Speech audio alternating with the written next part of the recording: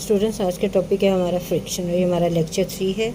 इसको हम स्टार्ट करते हैं। First of all we will define the friction. What is friction? Friction किसे कहते हैं? The force that opposes the motion of moving object is called friction. ठीक है, वो फोर्स जो है कि किसी भी बॉडी की मूविंग बॉडी की मोशन को क्या करती है, अपोज करती है, उसे रोकने की कोशिश करती है, तो उसे हम क्या कहते हैं? उसे हम फ्रिक्शन कहते हैं। जैसे सपोज़ अगर आपने एक फुटबॉल को ज़मीन के ऊपर फेंका है तो वो कुछ मूव करने के बाद कुछ देर के बाद वो रुक जाएगा। ठीक है, तो ये हम सोच सकते हैं कि वो स्टॉप क्यों हो गया, कुछ ना कुछ फोर्स ऐसी थी जिसने उसे स्टॉप कर दिया, दैट इज़ फ्रिक्शन। ठीक है, इसी तरह अगर आप एक साइकिल चला रहे हैं तो आप पैडलिंग करते जा रहे हैं तो वो साइकिल आगे बढ़ती जा रही है, लेकिन जब आप पैडल चलाना बंद कर देते हैं तो कुछ टाइम के बाद आपकी साइकिल रुक जाती है। इट मीन्स के जो आपकी साइकिल रुक जाती है वो भी किस फोर्स की वजह से? वो फ्रिक्शन फोर्स जो है वो उस वजह से आपकी जो मूविंग साइकिल है वो रुक जाती है। अब ये जो फ्रिक्शन जो फोर्स है ये हमें कब नज़र आती है? जब भी आप किसी बॉडी को पुश करेंगे या पुल करेंगे किसी भी सरफेस के ऊपर, ठीक है, तो उस वक्त ये हमें फोर्स ऑफ फ्रिक्शन जो है वो नज़र आती है। ठीक है, चलिए इसको थोड़ा सा एक्सप्लेन करने के लिए हम थोड़ी सी एग्जांपल्स ले लेते हैं। ये देखिए, ये फ्रिक्शन है। ठीक है, फ्रिक्शन में इसमें हमारे पास आज के टॉपिक में हम थोड़ी सी इसकी जो टाइप्स हैं उसके बारे में पढ़ेंगे। पहले हमने फ्रिक्शन को डिफ़ाइन कर दिया है कि वो फोर्स जो कि किसी बॉडी की मूविंग मोशन को रोकने की कोशिश करती है उसे हम क्या कहते हैं, या रोकती है उसे हम फ्रिक्शन कहते हैं। अब हम इसकी टाइप्स के मतलब पढ़ेंगे।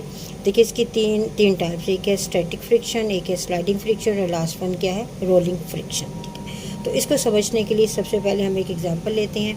ये एक ब्लॉक है और ये बॉक्स है, ये बहुत हैवी बॉक्स है। ठीक है, ये पॉइंट ए के ऊपर रखा हुआ है और हमने इसको पॉइंट बी तक लेके जाना है। ठीक है, इसको अब पॉइंट से बी की तरफ ले जाने के लिए आपको कोई ना कोई फोर्स अप्लाई करनी पड़ेगी। ठीक है, ये आपने यहाँ एक फोर्स जो है इस हैवी बॉक्स के ऊपर लगाई है और जब आपने एक फ़ोर्स लगाई है, देखिए मैंने ये कहा था कि फ्रिक्शन जो है उस वक्त नज़र आती है जब आप किसी बॉडी को पुश करते हैं या पुल करते हैं।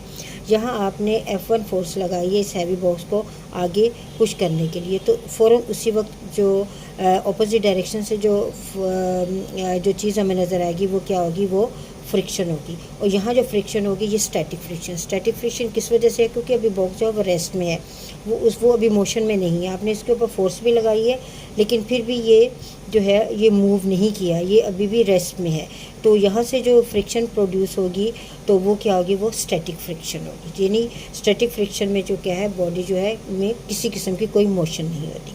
अब आपने इस बॉक्स को पॉइंट बी तक लेना है तो आपने छोड़ली आप इसके ऊपर और फोर्स लगाएंगे। अब यहाँ अगर आप देख रहे हैं तो यहाँ आपने इसके ऊपर एक और फोर्स लगाई, इस फोर्स को हम F2 का नाम दे देते हैं। ये फोर्स क्या थी? F1।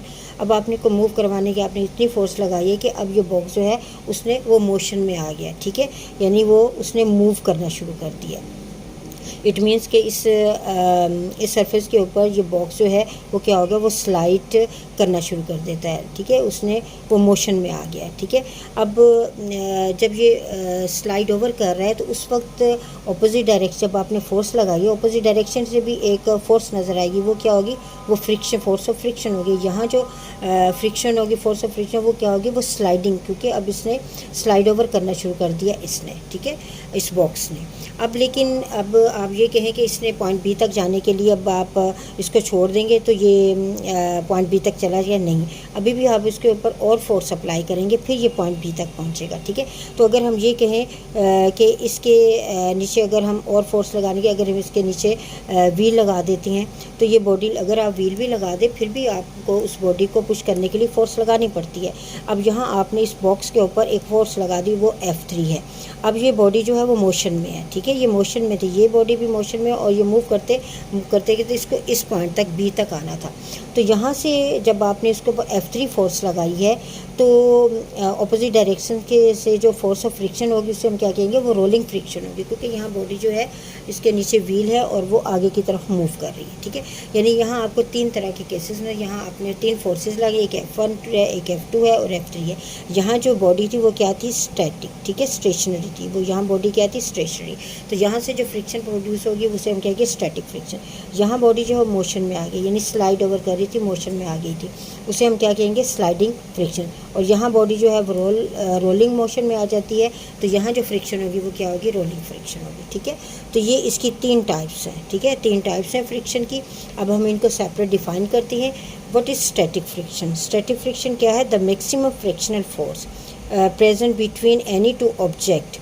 ठीक है, ये देखिए जैसे ये टेबल है और ये बॉक्स है, ये 2 सरफेस हैं, यानी मैक्सिमम फ्रिक्शनल फोर्स जो कि 2 ऑब्जेक्ट के दरमियान हम मौजूद होती है when one object just tend to move, जिसमें ये बॉक्स सिर्फ कोशिश करता है, यानी ये मूव नहीं करता, सिर्फ कोशिश करता है आगे जाने की। तो उस वक्त जो हमें फ्रिक्शन नज़र आती है, फोर्स ऑफ फ्रिक्शन नज़र, उसे हम क्या कहते हैं, उसे हम स्टैटिक फ्रिक्शन कहते हैं। ठीक है, इसके बाद आ जाता है स्लाइडिंग फ्रिक्शन। द फ्रिक्शनल, इसकी डेफिनेशन है the frictional force present when one object moves slowly or slide over the surface of another object। यानी स्लाइडिंग फ्रिक्शन हम उस की सूरत में क्या होती है, बॉडी जो है वो मूव करती है, स्लाइड ओवर करती है और स्लोली मूव करती है, उसे हम क्या कहते हैं, स्लाइडिंग फ्रिक्शन कहते हैं। अब नेक्स्ट है, लास्ट है रोलिंग फ्रिक्शन। रोलिंग फ्रिक्शन क्या है? When an object like wheel, यदि कोई भी आप व्हील ले ले, roll over the surface of another object, जब वो दूसरे सरफेस के ऊपर रोल ओवर करता है the resistance to its motion, तो उस वक्त जो हमें फ्रिक्शन नज़र आती है उसे हम क्या कहते हैं, रोलिंग फ्रिक्शन नज़र आते हैं। अगर आप देखें तो इन तीनों फोर्सेस में F1 F2 में सबसे जो ग्रेटर फोर्स है वो आपकी F1 फोर्स है। आपको ये फोर्स सबसे ज़्यादा जो थी वो आपको लगानी पड़ी, लेकिन F2 उससे कम थी और F3 वो उससे भी ज़्यादा, क्योंकि इसमें बॉडी जो है वो व्हील की हेल्प से इजीली जो है वो आगे मूव करती है। ठीक है, तो ये 3 डेफिनेशंस थी, मैंने फ्रिक्शन की डेफिनेशन बता दी और तीनों डेफिनेशंस हैं, ये बहुत इंपॉर्टेंट डेफिनेशन है और आप इनको अच्छे तरीके से लर्न करें। ओके, अल्लाह हाफिज़।